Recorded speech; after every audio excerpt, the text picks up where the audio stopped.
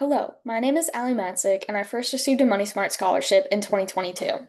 Since then, I've graduated from the University of Wisconsin River Falls with my Bachelor's of Science in Animal Science and completed my first year of veterinary school at the University of Wisconsin-Madison.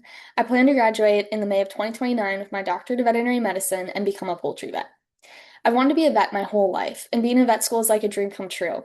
Unfortunately, it is not a dream financially. Since entering vet school, I've had to be even more conscious about my spending due to the need to take out loans and if I create a budget to follow.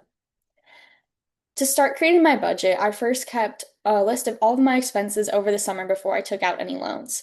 I added to that my estimated rent, tuition fees, and supplies using the cost of attendance provided by my university.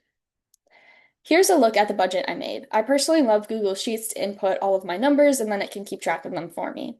I have my costs associated both monthly and yearly to better keep track of where I'm spending. To calculate how much of a loan I was going to need to take out over the next 4 years, I then added up the amount of money that I did have and the amount of money that I thought I would earn over summers when I was able to have a job. I subtracted this from my total amount to get the amount of money I would still have to pay in loans.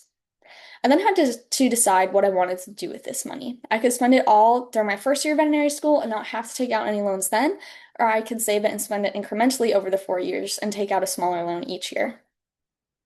A big part of that decision was considering the different loan types available to me. I first learned about these when I attended a talk by the Veterinary Information Network at a national pre-vet symposium.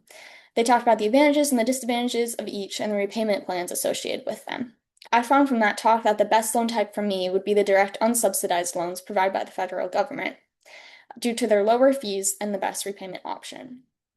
The only problem with that is that they only have a cap of $40,500 a year, which means that in later years it would not be able to cover the amount of tuition and living expenses that I had.